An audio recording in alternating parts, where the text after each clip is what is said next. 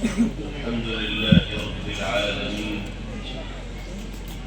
أشهد أن لا إله إلا الله وحده لا شريك له، وأشهد أن سيدنا ونبينا وإمامنا ومولانا محمدا عبده ورسوله، صلى الله تبارك وتعالى عليه وعلى آله وصحبه وبارك وسلم تسليما كثيرا كثيرا. أما بعد، فعن أبي هريرة رضي الله تعالى عنه أنه قال قال رسول الله صلى الله عليه وسلم: ليس الشديد بالسرعة، إنما الشديد الذي يملك نفسه عند الغضب. رواه الإمام البخاري في صحيحه. اسٹیج پر تشریف فرما قابل صد احترام حضرات علماء کرام، میرے بہت ہی محترم بزرگوں، بھائیوں، نوجوان ساتھیوں اور پردہ نشین ماؤں اور بہنوں، اللہ رب العزت والجلال کا جتنا بھی شکر ادا کیا جائے کم ہے کہ اس نے ہم سب کو اس مدرسے کی برکت سے دین کی نسبت پر یہاں جمع ہونے کی اور قرآن و حدیث کی روشنی میں قیمتی اور مفید باتیں سننے اور سنانے کی توفیق اور سعادت میسر فرمائے۔ اللہ تعالی ہم سب کے اس اجتماع کو، مل بیٹھنے کو اپنی بارگاہ میں شرف قبول نصیب فرمائے، اور اب تک حضرات علماء کرام کی زبانی جو قرآنی اور نبوی پیغامات ہم تک پہنچے ہیں یا آئندہ پہنچیں گے، باری تعالی ہم سب کو ان پر عمل کی دولت سے بہراور فرمائے۔ اس موقع پر ہم دل کی گہرائیوں سے مبارکباد پیش کرنا چاہتے ہیں اپنے ان عزیز اور خوش نصیب اور سعادت مند بھائیوں کو جن کے سینوں کو اللہ رب العزت والجلال نے آیات قرآنیہ کی حفاظت کے لیے منتخب فرمایا، یعنی جو حافظ قرآن بنے، جن کو آج اس مجمع کے درمیان اعزاز کی دستار عطا کی گئی اور انعام سے نوازا گیا۔ سچائی یہ ہے کہ دولت قرآن کی شکل میں جو نعمت عظمی باری تعالیٰ کی جانب سے ان کو عطا فرمائی گئی ہے،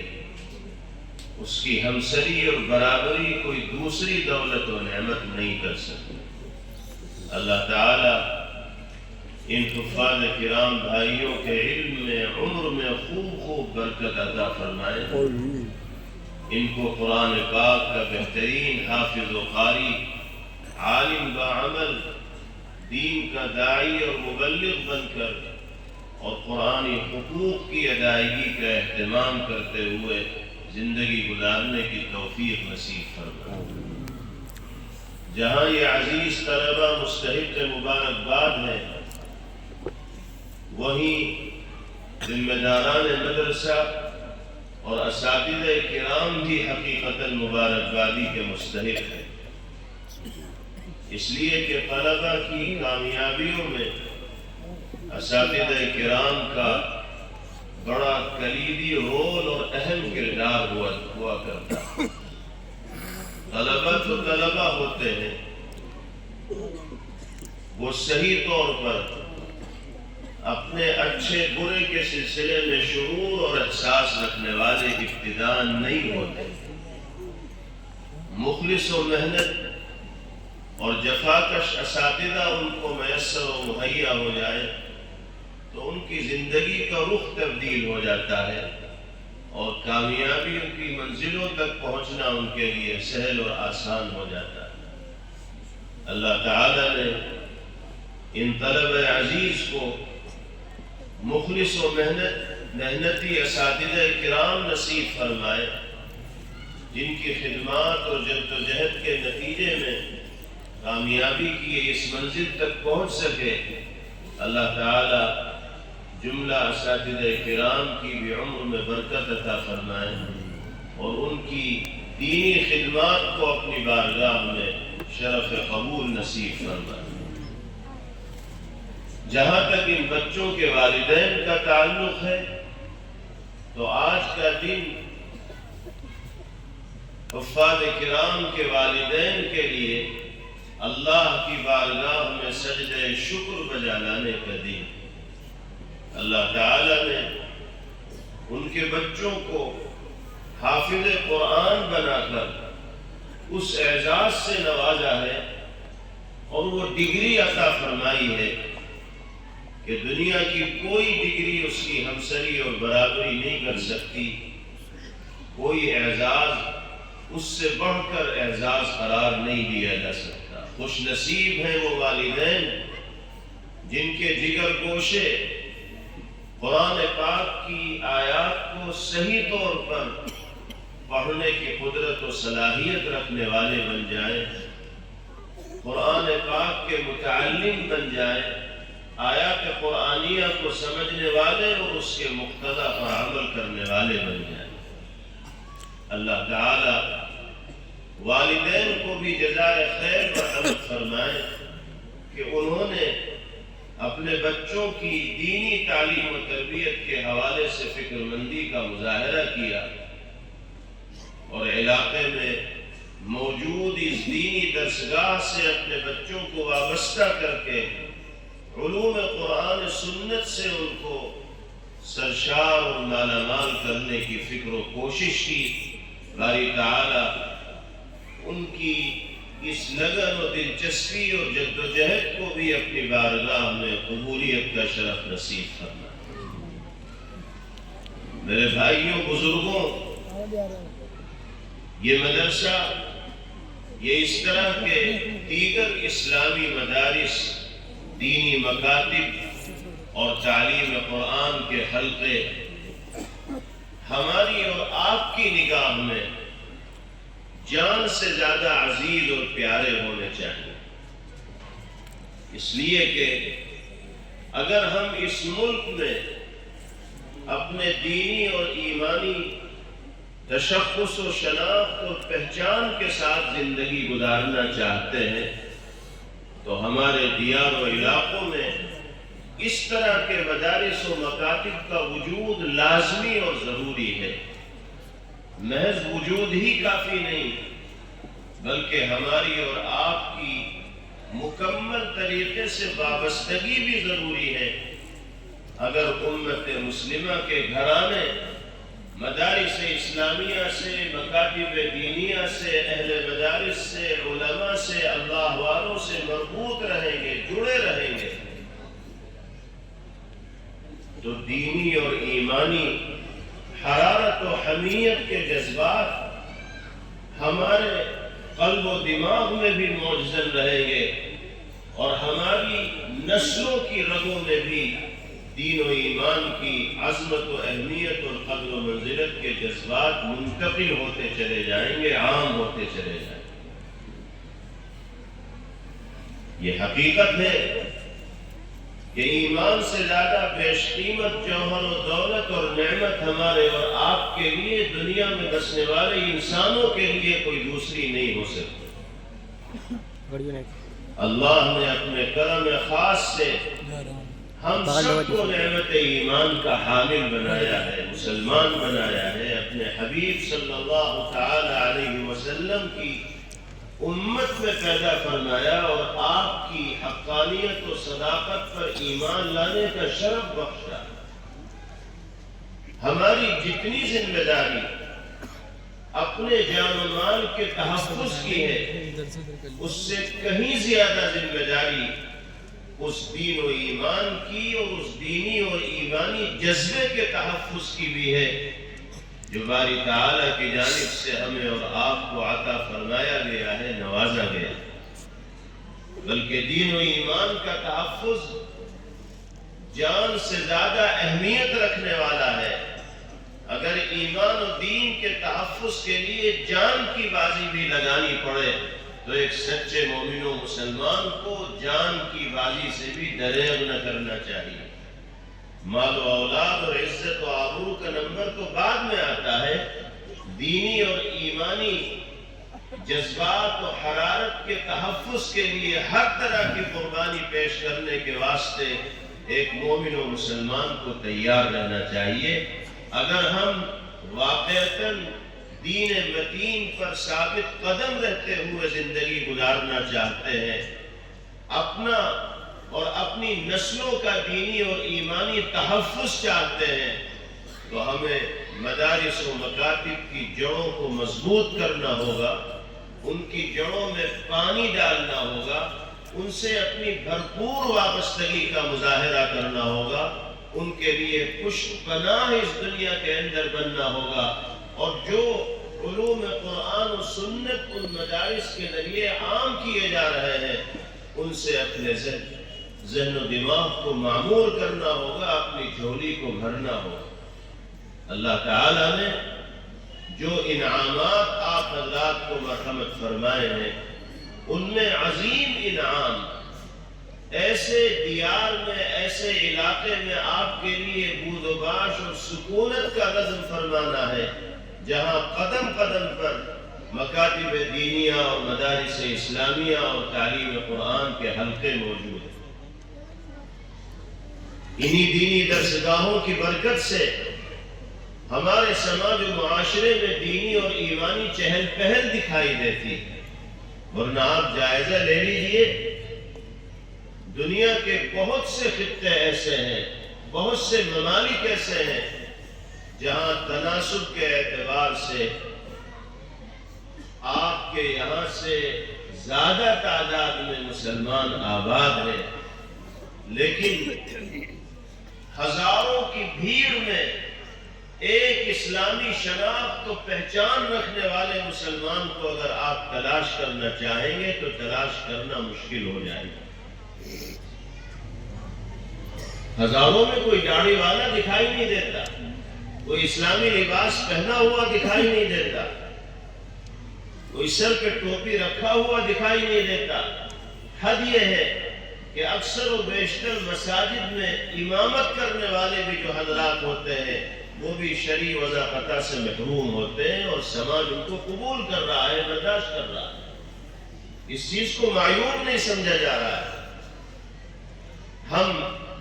چاہے عملی اعتبار سے کتنے ہی کوتاہ ہوں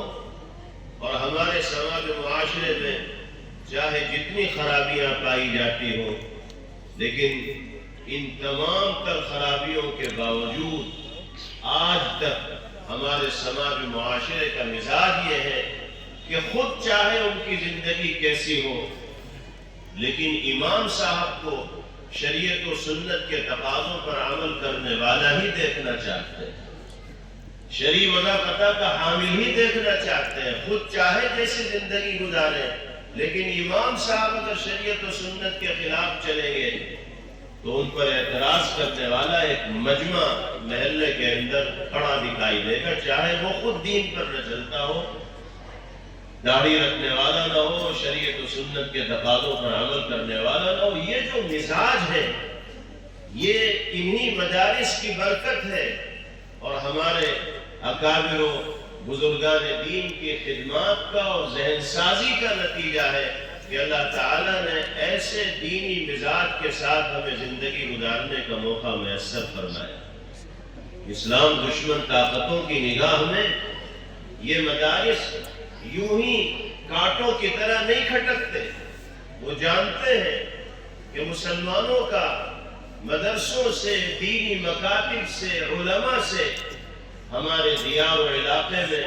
ایسا مضبوط اور گہرا رشتہ ہے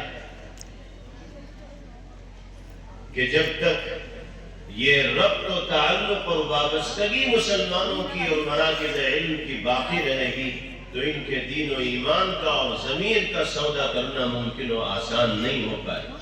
اسی لیے منصوبہ بند طریقے سے مدارس کے کردار کو مجروح کرنے کی کوشش کی جاتی ہے اور مسلمانوں کو مدرسوں سے، دینی مکاتب سے، علمی مراکز سے برگشتہ کرنے کی مہم چلائی جاتی ہے، سازشیں رچی جاتی ہیں. ہمیں اور آپ کو دشمنوں کی ان سازشوں کو سمجھنا چاہیے، بھانپنا چاہیے. وہ اگر ہمارا رشتہ مدرسوں سے اور علماء سے کمزور کرنا چاہتے ہیں تو ہماری جانب سے ان اسلام دشمن طاقتوں کا منہ توڑ جواب یہ ہوگا کہ ہم پہلے سے زیادہ اپنے رشتے کو مدارس سے اور اہل مدارس سے مضبوط اور مستحکم کر کے دکھائیں. دنیا میں بھی عزت و سرفرازی اسی صورت میں ہمارا مقدر بنے گی جب ہم اس لائن پر اپنی زندگی کو گزارنے کے عادی ہوں گے جو مدارس اسلامیہ کے پلیٹ فارم سے دکھائی جاتی ہے. اور آخرت میں بھی سرخروئی اور سرفرازی اسی صورت میں ہمارا مقدر بن سکتی ہے جب ہم اللہ اس کے رسول صلی اللہ تعالی علیہ وسلم کے بتائے ہوئے راستے کے مطابق زندگی گزارنے والے. اللہ تعالیٰ اس مدرسے کو اور اس طرح کے تمام دینی مدارس و مکاتب کو اور علمی مراکز کو ہر طرح کی ترقیات سے مالا مال فرمائے، شرور و فتن سے محفوظ فرمائے اور ہم سب کو ان مدارس اسلامیہ سے بھرپور استفادے کی توفیق میسر فرمائے. آج کے جو حالات ہیں وہ کسی پر مخفی اور پوشیدہ نہیں ہے. یہ مدارس کانٹوں پر کھڑے ہیں، مشکل ترین حالات سے اس وقت گزر رہے ہیں. دشمن نہیں چاہتا کہ دینی اور ایمانی تعلیمات انسانی سماج کے اندر عام ہو. وہ یہ چاہتے ہیں کہ مدارس کے اور مساجد کے وہ ممبر جو امت مسلمہ کی رہنمائی کا فریضہ انجام دینے والے ہیں، ان ممبروں کو ایسے افراد سے محروم کر دیا جائے جو امت کو زندگی گزارنے کے صحیح رخ کی طرف لے جانے والے. اسی وجہ سے وہ کوشش کر رہے ہیں کہ مدارس سے وہ افراد تیار نہ ہو جو مساجد کے منبر پر آ کر امت کی صحیح رہنمائی کا فریضہ انجام دے سکے. مسلمان جب مدارس سے دور ہو جائیں گے، مسلم بچے مدارس میں قرآنی اور نبوی علوم حاصل کرنے کے لیے نہیں آئیں گے تو چند سالوں کے بعد خدا نخواستہ مختلف علاقوں میں اس طرح کی صورتحال پیش آنے لگے گی کہ کوئی صحیح طور پر قرآن پاک کی تعلیم دینے والا، یہ مسجد میں امامت کرنے والا، یہ دینی اور شرعی رہنمائی کرنے والا فرد میسر نہیں ہوگا، مہیا نہیں ہوگا. یہ دور اس ملک میں گزر چکا ہے. اس طرح کے حالات پیدا کیے جا چکے ہیں. آج بھی دشمنوں کی طرف سے مدارس پر قدغن لگا کر، مدارس پر تالے ڈال کر، مدارس کو اسکول میں تبدیل کر کے دینی تعلیمات کے سلسلے میں طرح طرح کی پابندیاں عائد کر کے دشمن پرانی تاریخ کو دہرانا چاہتا ہے اور اسلامی سماج معاشرے میں زندگی گزارنے والے افراد کو ان لوگوں سے محروم کر دینا چاہتا ہے جو دینی اور شرعی اعتبار سے رہنمائی کا فریضہ انجام دینے والے ہیں. ہمارے اور آپ کے لیے امتحان کی گھڑی ہے. آزمائش کی اس گھٹی میں ہمیں انشاءاللہ کامیابی کے ساتھ گزرنا ہے اور ہر حال میں مدارس و مکاتب کو اپنے علاقوں کے اندر مضبوطی اور استحکام عطا کرنا ہے اور یہ جذبہ اپنے دل کے اندر رکھنا ہے کہ اگر رسمی اور ظاہری طور پر مدارس کی عمارت میں دینی تعلیم کا فریضہ انجام نہیں بھی دیا جائے گا خدا نخواستہ، تو ہم اپنے گھر کو مدرسے کی اور مکتب کی شکل دیں گے. اپنے بچوں کو اور سماج کے افراد کو لازمی طور پر قرآن پاک کی تلاوت کا سلیقہ سکھائیں گے اور دین کے بنیادی عقائد و مسائل سے واقف و باخبر کریں گے. یہ ہماری زندگی ہے. مدارس کے بغیر ہماری زندگی ادھوری ہے، دینی علم کے بغیر ہماری زندگی ادھوری ہے۔ ہم مومن و مسلمان ہونے کی حیثیت سے اپنی ذمہ داریوں کو، اپنے فرائض کو جان ہی نہیں سکتے جب تک ہمارا رشتہ مدرسوں سے نہیں ہوگا، علماء سے نہیں ہوگا، اللہ والوں سے نہیں ہوگا، دینی درد اور دینی فکر رکھنے والے افراد سے نہیں ہوگا۔ افسوس کی بات ہے کہ یہ جو دور گزرا ہے پچھلے سالوں میں کووڈ کا، کورونا کا، اس کے بعد مسلمانوں کا رجحان پہلے کے مقابلے میں مدارس کے سلسلے میں کم ہوا ہے، اور بہت سے اہل مدارس کا تجزیہ ہے کہ جس تعداد میں مسلم بچے کورونا کے دور سے پہلے مدارس میں آ کر تعلیم حاصل کیا کرتے تھے، اب اس تعداد میں مسلمان بچے مدارس و مکاتب کی طرف نہیں آ رہے ہیں۔ گراف کے اندر یہ کمی ہم سب کے لیے لمحہ فکریہ ہے، اور مشترکہ طور پر ہماری ذمہ داری ہے کہ ہم اس گراف کو اپنے اپنے ایریے میں، اپنے اپنے علاقے میں،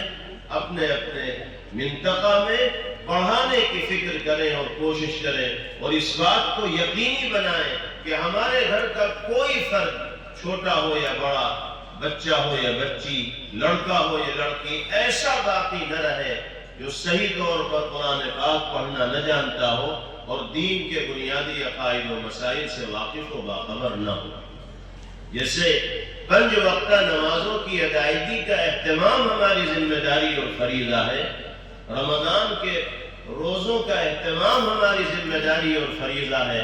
ایسے ہی قرآن پاک کی تلاوت کا سلیقہ سیکھنا، اپنے بچوں کو آیات قرآنیہ کی تلاوت کا سلیقہ سکھانا، ان کو دین کے بنیادی عقائد و مسائل سے واقف و باخبر کرانا ہماری ذمہ داری اور فریضہ ہے۔ اس فریضے کی ادائیگی میں اگر کوتاہی اور سستی برتی جائے گی تو جیسے نمازیں چھوڑنے کی وجہ سے ہم اللہ کی بارگاہ میں مجرم اور قصوروار ہونے کی حیثیت سے پیش ہوں گے، ایسے ہی اگر ہم نے اپنی نسلوں کی، اپنے بچوں کی، اپنے گھر والوں کی دینی تعلیم و تربیت کا بندوبست نہ کیا اور معقول نظم نہ کیا تو اللہ کی بارگاہ میں حاضری کے وقت جواب دہی ہمارے لیے دشوار اور مشکل ہو جائے۔ اللہ تعالیٰ نے آسانیاں پیدا فرمائی ہیں ان مدارس کے توسط سے، بآسانی ہم اپنے گھروں میں علم کا چراغ ان مدارس سے وابستہ ہو کر جلا سکتے ہیں۔ اگر اپنے دیار و علاقوں میں مدارس و مکاتب اور اہل علم کے موجود ہونے کے باوجود ہم نے اپنے دامن کو نور علم سے نہ بھرا، اپنے گھر کے ماحول کو دینی اور ایمانی تعلیم کی فضا سے معمور نہ کیا، تو ہم اللہ کی نعمت کی ناقدری اور ناشکری کرنے والے شمار کیے جائیں گے، گنے جائیں گے۔ اور اللہ کا یہ ضابطہ ہے کہ جو لوگ نعمتوں کے قدردان ہوتے ہیں ان کو مزید نعمتیں عطا کی جاتی ہیں، اور جو ناشکرے ہوتے ہیں ان کو اللہ کی گرفت کا بھی سامنا کرنا پڑتا ہے، اور نعمتوں سے محرومی بھی ان کا مقدر بن جایا کرتی۔ اللہ تعالی ہم سب کو قرآنی اور نبوی علوم سے، مدارس سے اور اہل مدارس سے وابستہ ہونے کی اور استفادے کی بھرپور توفیق نصیب فرمائے۔ آج ہمارا اور آپ کا یہاں اجتماع قرآن و سنت کی نسبت پر ہوا ہے۔ ان بچوں کو اعزاز سے نوازا گیا ہے جن کے سینے آیات قرآنیہ کی حفاظت کے لیے منتخب کیے گئے۔ تو قرآن مقدس کے حوالے سے ہمیں اپنی ذمہ داریوں کو یاد رکھنا چاہیے اور ان کی انجام دہی کی فکر و کوشش کرنی چاہیے۔ ہم سب کی یہ مشترکہ ذمہ داری ہے کہ کسی بھی عمر کے ہم ہو گئے ہوں، لازمی طور پر صحیح طریقے سے قرآن پاک کی تلاوت کا سلیقہ سیکھنے کی ہمیں فکر کرنی چاہیے۔ تعلیم حاصل کرنے میں عمر کی کوئی تحدید اور رکاوٹ نہ ہونی چاہیے۔ اللہ کی بارگاہ میں سوال ہوگا کہ تم نے آیات قرآنیہ پڑھنے کا سلیقہ سیکھا تھا نہیں سیکھا تھا؟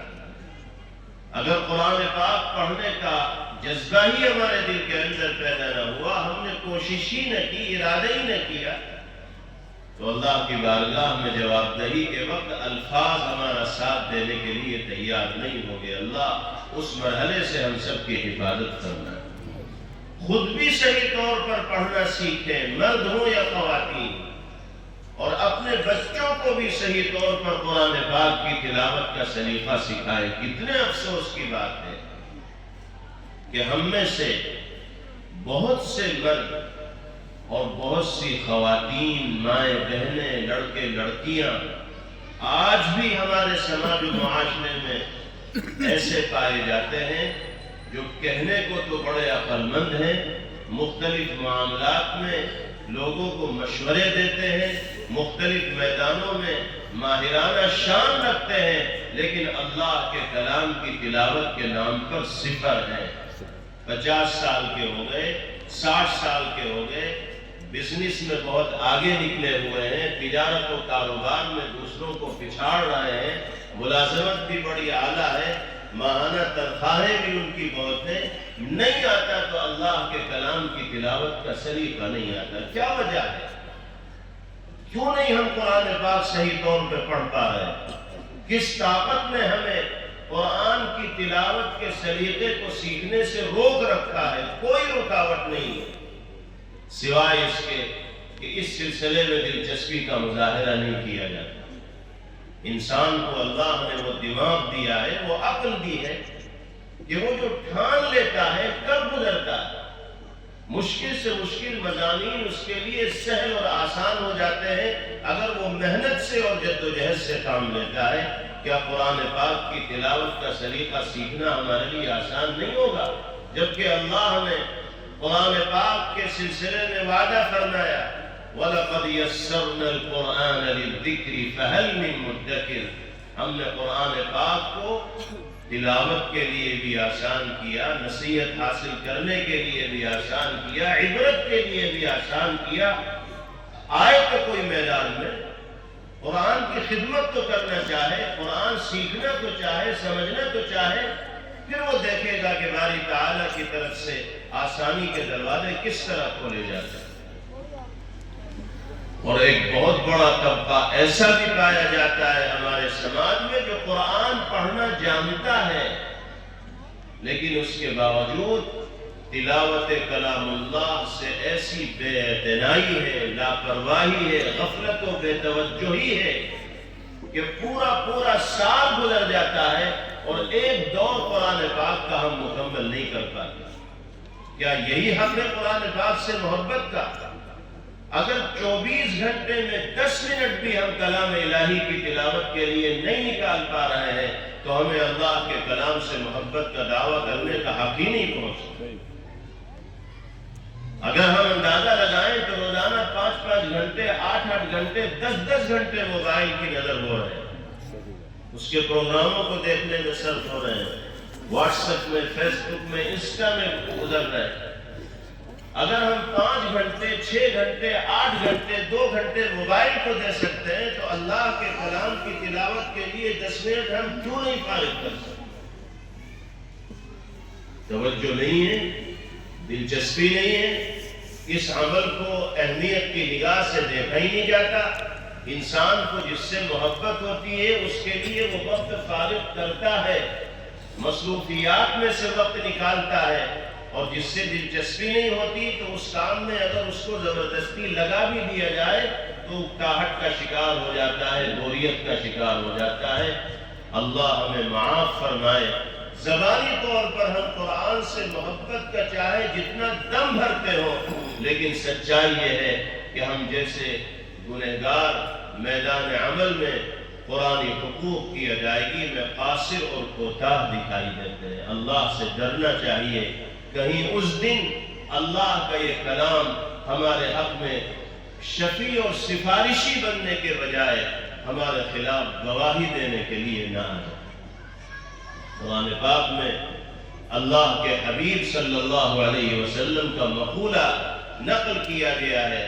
وَقَالَ الرَّسُولُ يَا رَبِّ إِنَّ قَوْمِ اتَّخَذُوا هَذَا الْقُرْآنَ مَهْجُورًا۔ رسول کہیں گے پروردگار عالم میری قوم نے قرآن کو اپنی الماریوں اور طاقوں کی زینت بنا کے چھوڑ دیا تھا۔ گھر میں قرآن تھا، مسجد میں قرآن تھا، لیکن قرآن کے قریب یہ لوگ نہیں جاتے تھے، قرآن پڑھنے کی توفیق ان کو نہیں ہوتی تھی۔ ہم نے تو یہ سمجھ رکھا ہے کہ خدا نخواستہ کوئی عزیز و قریب دنیا سے چلا جائے گا تو ایصال ثواب کے لیے جتنی اللہ توفیق دیں گے اتنے پارے پڑھ لیں۔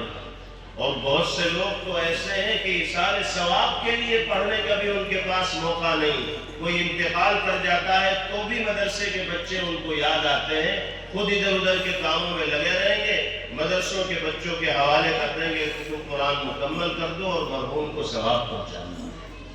یہ صورتحال ہے قرآن سے بے اعتنائی کی۔ یاد رکھیے، اگر قرآنی حقوق کی ادائیگی میں کوتاہی برتی گئی اور مسلسل کوتاہی کا مظاہرہ کیا جاتا رہا تو ہم اللہ کی رحمتوں کے مستحق نہیں بن پائیں گے، اور قرآنی حقوق کی ادائیگی میں کوتاہی برتنے کی وجہ سے باری تعالیٰ کی جانب سے آنے والے عقاب کے اور سزا کے مستحق قرار دیے جائیں۔ جناب رسول اللہ صلی اللہ علیہ وسلم نے بڑے جلال میں آ کر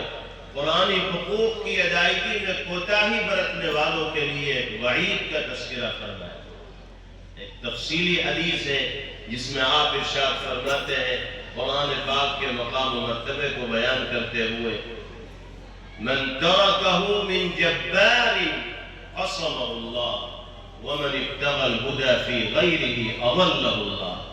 جو سرکش قرآنی حقوق کی ادائیگی میں کوتاہی کا مظاہرہ کرے گا، قرآن سے غافل ہو کر دنیا میں زندگی گزارے گا، نہ پڑھنے کا موقع اس کے پاس ہوگا، نہ سمجھنے کی توفیق ہوگی، نہ قرآنی ہدایات پر عمل کا جذبہ اس کے دل میں پایا جاتا ہوگا، قسمہ اللہ، قرآن سے دور ہو کر زندگی گزارنے والے لوگوں کو اللہ پاش پاش کر دیں گے،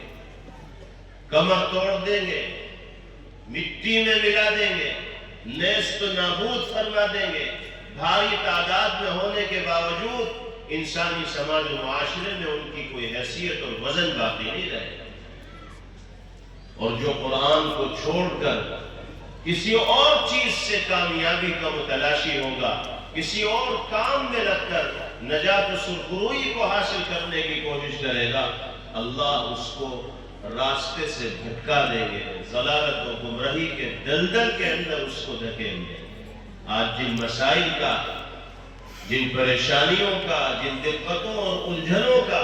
ہمیں سامنا کرنا پڑ رہا ہے، ہمیں اپنے گرد دشمنوں کی جانب سے گھیرا تنگ ہوتا ہوا دکھائی دے رہا ہے، ہماری زندگی میں آنے والی ہر نئی صبح نئے نئے مسائل کو اپنے ساتھ لے کر آ رہی ہے، اس میں جہاں اسلام دشمن طاقتوں کی سازشوں کا دخل ہے،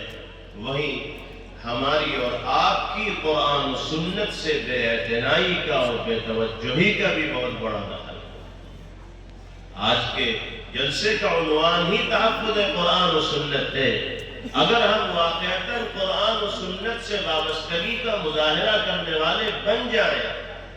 قرآن و سنت کے تقاضوں پر عمل کرنے والے بن جائیں، تو مسائل کے یہ بادل چھٹیں گے،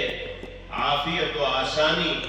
ہمارا مقدر بنے گی، اللہ دنیاوی عزت و سطوت سے بھی نوازیں گے، اور اخروی سعادت و سرخروئی بھی ہمارا نصیبہ بنے گی۔ جناب رسول اللہ صلی اللہ علیہ وسلم نے یہ یقین دہانی فرمائی تھی جب آپ دنیا سے تشریف لے جانے لگے تو صحابہ کرام رضوان اللہ علیہم اجمعین سے فرمایا کہ کوئی ہمیشہ یہاں رہنے کے لیے نہیں آیا، میں بھی اس وقت تک رہوں گا جب تک اللہ نے میرے دنیا میں رہنے کا فیصلہ کیا ہوگا۔ جب سانسیں پوری ہو جائیں گی تو اللہ کے بارگاہ میں حاضر ہو جاؤں گا، لیکن ترکت فیکم امرین، دو چیزیں تمہارے درمیان ایسی چھوڑ کے جا رہا ہوں کہ جب تک تم ان کو مضبوطی سے تھامے رہو گے، لن تضلوا، دنیا کی کوئی طاقت تمہیں راہ ہدایت سے، کامیابی کے راستوں سے ہٹا نہیں سکتی۔ ہر طرح کی عزت و عافیت و سربلندی تمہارا مقدر بنتی رہے گی۔ کتاب اللہ و سنت رسولہ، نمبر 1 اللہ کی کتاب قرآن پاک، نمبر 2 اللہ کے حبیب جناب محمد رسول اللہ صلی اللہ تعالی علیہ وسلم کا مبارک طریقہ۔ اگر ان 2 کھوٹوں سے ہم نے اپنے رسوں کو مضبوطی سے باندھے رکھا اور قرآن و سنت کی دکھائی ہوئی روشنی میں ہم زندگی گزارتے رہے تو زبان رسالت یہ یقین دہانی کرا رہی ہے، اس بات کی ضمانت و گارنٹی دے رہی ہے کہ دنیا میں بھی جیت تمہاری ہی پکی ہے اور آخرت میں بھی عزت و سرخروئی تمہارا مقدر ہے۔ قرآن و سنت سے دور ہو کر نہ کبھی اطمینان و سکون اور عافیت انسانی سماج کے کسی فرد کو نصیب ہو سکا ہے، نہ آج ہو رہا ہے اور نہ آئندہ ہو سکتا ہے۔ اللہ ہم سب کو قرآن و سنت سے وابستہ ہو کر زندگی گزارنے کی توفیق نصیب فرمائے، اور اس اجلاس کا جو پیغام ہے قرآنی اور نبوی حقوق کی ادائیگی کا اہتمام، اللہ اس پیغام کو سمجھنا اور اس کے تقاضوں پر عمل کرنا ہمارے لیے آسان فرمائے۔ آخر میں 4 مختصر سی باتیں ذکر کر کے میں اپنی بات مکمل کرتا ہوں۔ اگر انسان دنیاوی اور اخروی دونوں طرح کی کامیابیاں چاہتا ہے تو اسے 4 کام کرنے ہوں۔ نمبر 1 زبان کی حفاظت، نمبر 2 وقت کی حفاظت، نمبر 3 اپنے آپ پر قابو پانے کی قدرت جس کو قوت برداشت کہتے ہیں، تحمل مزاجی کہتے ہیں، بردباری کہتے ہیں، نمبر 3 دل کی حفاظت۔ تجربہ کر کے دیکھ لیجیے، اگر یہ 4 خوبیاں آپ نے اپنے اندر پیدا کر لی تو اللہ آپ کو نہ صرف یہ کہ اطمینان و سکون کی زندگی میسر فرمائیں گے بلکہ دونوں جہاں کی شادابی، خوش عیشی اور خوشحالی بھی آپ کا مقدر بن کر رہے گی، اور یہ ضمانت بھی سرکار دو عالم جناب محمد رسول اللہ صلی اللہ علیہ وسلم نے۔ سب سے پہلی چیز زبان کی حفاظت۔ یہ زبان جو اللہ نے نعمت عظمیٰ کے طور پر ہمیں عطا فرمائی ہے، جس سے ہم اپنے قلبی جذبات کی ترجمانی کا کام لیتے ہیں، اللہ کی جانب سے عطا کردہ نعمتوں میں سے ایسی نعمت ہے کہ اس کی کوئی قیمت نہیں لگائی جا سکتی۔ ہمیں واقعتاً اس نعمت کی قدر و منزلت کا احساس نہیں ہوتا کیونکہ پیدائشی طور پر زبان ہمارے ساتھ لگی ہوئی ہے، اور ہم جتنا چاہتے ہیں اپنی زبان کا استعمال کرتے ہیں، اس لیے ہمیں یہ احساس ہی نہیں ہوتا کہ اللہ نے زبان کی شکل میں کیسی دولت و نعمت سے ہمیں نواز دیا ہے۔ پوچھئے ان لوگوں سے جو چاہنے کے باوجود اپنے دلی جذبات کی ترجمانی زبان سے نہیں کر پاتے، بولنا چاہتے ہیں لیکن گلے کی نسیں پھول جاتی ہیں اور وہ اپنی بات دوسروں کو سنا نہیں پاتے۔ کتنے لوگ ایسے ہیں کہ جن کی زبانیں چلتے چلتے رک جاتی ہیں، گم ہو جاتی ہیں، آنکھوں میں آنسو آ جاتے ہیں، چہرہ سرخ ہو جاتا ہے، ایک جملہ ان کی زبان سے ادا نہیں ہو پاتا۔ ان سے پوچھئے کہ زبان اللہ کی کتنی بڑی نعمت ہے۔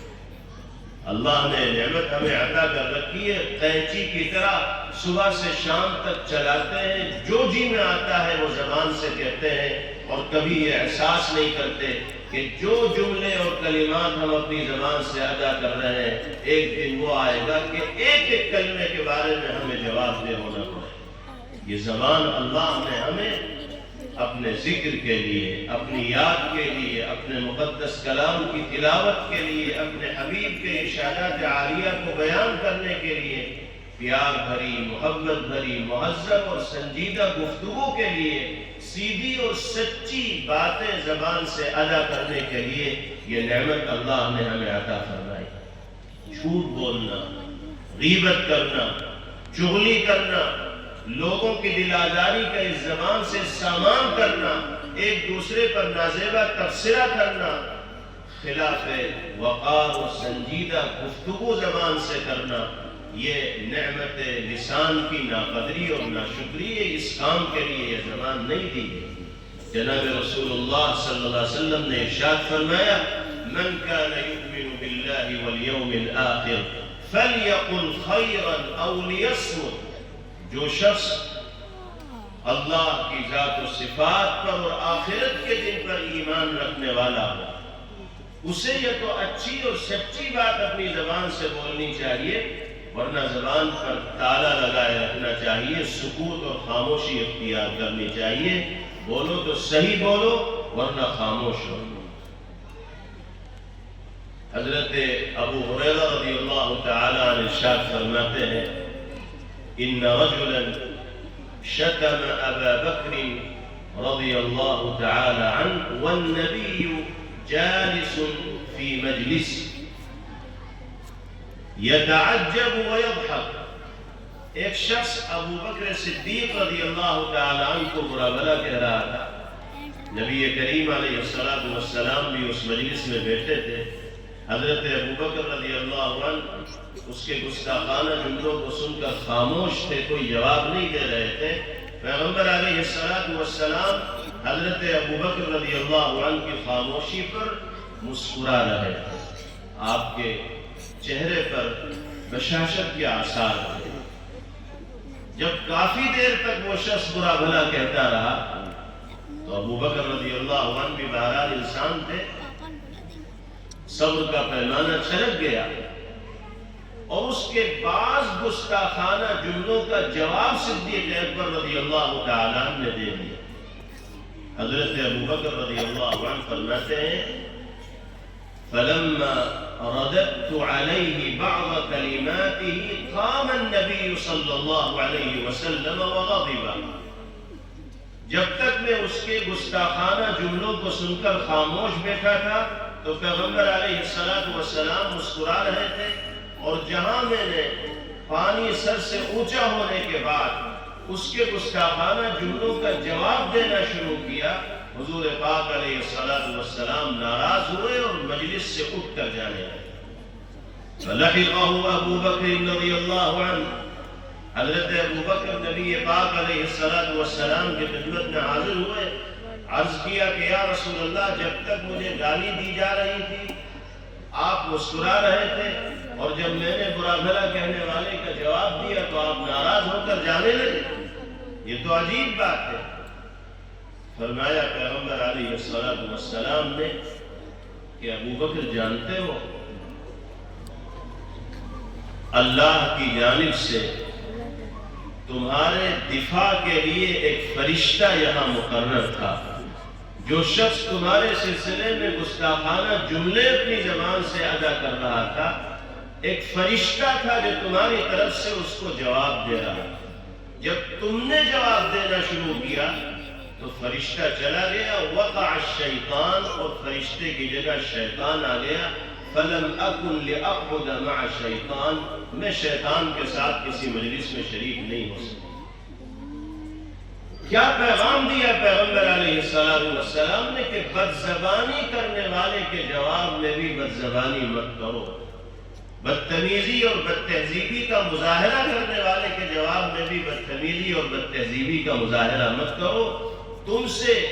تمہاری زبان سے ادا ہونے والے جملوں کے متعلق سوال ہوگا، اس سے اس کی زبان سے ادا ہونے والے جملوں کے متعلق سوال ہوگا۔ اگر تم گالی کے جواب میں گالی دو گے تو پھر تم میں اور اس میں کیا فرق رہ جائے؟ ہم زبان کے استعمال کے سلسلے میں بھی بہت غیر محتاط ہو گئے، غصہ ہماری ناک پہ بیٹھا رہتا ہے، اور ذرا سی کسی کی کوئی بات ناگوار گزرتی ہے، بس سب سے پہلے زبان سے گالیوں کی بوچھار شروع ہو جاتی ہے۔ کیا چھوٹا کیا بڑا، کیا مرد عورت، ایک سے ایک گالیاں دیتے ہوئے دکھائی دیتے ہیں۔ اس زبان کو گالی سے، جھوٹ سے، غیبت سے، چغلی سے اور ہر طرح کے غیر مہذب جملوں سے بچانے کی ہر ممکن کوشش کرنی چاہیے اگر کامیابی چاہیے، اور اگر کامیابی کی تمنا نہیں ہے تو پھر جو جی میں آئے وہ بولے۔ پہلی چیز ہے تحفظ لسان، دوسری چیز وقت کی حفاظت۔ وقت بھی اللہ کی نعمتوں میں سے وہ نعمت ہے کہ اس کا کوئی بدل نہیں۔ زندگی کا جو لمحہ بیت جاتا ہے، ساری دنیا خرچ کر کے بھی اگر آپ اسے واپس لانا چاہیں گے تو دنیا کی کوئی طاقت گزرے ہوئے لمحے کو واپس نہیں لا سکتی۔ اور ایک ایک لمحے زندگی کے بارے میں انسان سے سوال ہوگا اللہ کی بارگاہ میں۔ مشہور حدیث جو بار بار آپ نے سنی ہوگی کہ انسان کے قدم اس وقت تک اپنی جگہ سے ہٹیں گے نہیں جب تک 5 چیزوں کے متعلق اس سے سوال نہیں ہوگا۔ عمر کہاں بتا کر آئے، جوانی کہاں گزار کر آئے، مال کہاں سے حاصل کیا، کہاں خرچ کیا، علم کی جس دولت سے نوازا گیا تھا کہاں تک اس کے تقاضے پر عمل کیا۔ اگر وقت کا صحیح استعمال نہیں ہوگا تو اللہ کی بارگاہ میں جواب دہی کے وقت طوطے اڑ جائیں گے، پیروں تلے زمین نکل جائے گی، کیا جواب دیں؟ آج ہم نے اپنی دلچسپیوں کا سامان ایسے مشغلوں کو بنا لیا ہے جن میں انہماک نہ صرف یہ کہ دینی اعتبار سے مضر اور نقصان دہ ہے بلکہ دنیاوی اعتبار سے بھی انسان کے لیے مہلک اور خطرناک۔ خاص طور پر موبائل کے غیر ضروری استعمال نے لمحات زندگی کا خون کرنے میں جتنا بڑا اور برا کردار ادا کیا ہے شاید موجودہ زمانے میں کسی اور مشغولیت نے اس سلسلے میں اتنا بڑا کردار ادا نہ کیا۔ کتنے نوجوان ہیں جو موبائل کے رسیا ہونے کی وجہ سے، دلدادہ ہونے کی وجہ سے، غیر ضروری طور پر شوقین ہونے کی وجہ سے اپنی جان کے دشمن بن گئے ہیں، اپنے پیروں پہ کلہاڑی مارنے والے بن گئے۔ شرابی کو شراب کا وہ نشہ نہیں ہوتا جو موبائل بینی کرنے والے کو موبائل دیکھنے کا نشہ ہوتا ہے۔ جب تک 2-4 گھنٹے رات میں موبائل چاٹ نہیں لیتا اس وقت تک نیند نہیں آتی۔ موبائل دیکھتے دیکھتے آنکھیں بند ہوگی اور رات میں کسی وقت بھی آنکھ کھلے گی تو سب سے پہلے ہاتھ موبائل پہ ہی پہنچے گا کہ پتہ نہیں اس بیچ میں کتنے میسیجز آ گئے ہوں، کیا ہو گیا ہو۔ حالانکہ اکثر و بیشتر میسیج فضول کے ہوتے ہیں جن کو اگر نہ دیکھا جائے تو کوئی آسمان نہیں ٹوٹ پڑے، لیکن ایسا لنک ہو گیا ہے موبائل کا دل کی دھڑکن کے ساتھ کہ جیسے ہی میسیج کی آواز آتی ہے فوراً دماغ کی سوئی سارے کاموں کو چھوڑ کے وہیں پہنچ جائے۔ نماز میں بھی لگا ہوا ہوگا، موبائل کی رنگ آ جائے گی یا میسیج کی کوئی ٹون آ جائے گی تو فوراً دماغ اسی کی طرف منتقل ہو جائے گا۔ اور کیسی کیسی چیزوں کو دیکھنے کے لوگ عادی ہیں، ایسے ایسے مناظر کو دیکھتے ہیں کہ جن کو دیکھنے کے بعد روحانیت اور نورانیت نام کی کوئی چیز رہنے کا مطلب ہی باقی نہیں رہتا۔ نمازوں سے دور ہو گئے، قرآن سے دور ہو گئے، دین کے کاموں سے دور ہو گئے، تجارت و کاروبار سے بے رغبت ہو گئے، اسی موبائل کی گندگی میں مبتلا ہونے کی وجہ سے۔ حضور پاک علیہ الصلوۃ والسلام نے فرمایا من حسن اسلام المرء ترکہ ما لا یعنی، مسلمان کی سب سے بڑی خوبی یہ ہے کہ وہ لا یعنی اور بیکار کے کاموں سے اپنا ناطہ توڑ لے۔ اللہ نے یہ مختصر سی زندگی اس طرح کے خرافات کی نظر کرنے کے لیے نہیں عطا فرمائی ہے۔ ایک ایک لمحہ بہت قیمتی ہے۔ میرے نوجوان بھائیوں، اپنی جوانی کی قدر کر لو، لمحات زندگی کی قدر کر لو، پڑھنے لکھنے میں اپنی جوانی کو گزار لو، قرآن پڑھنا سیکھو، عصری علوم میں مہارت پیدا کرو، سماج و معاشرے میں تمہارا ایک مقام بنے گا، تم اپنے وجود کو منوانے میں کامیاب ہو جاؤ گے۔ قوم کی قیادت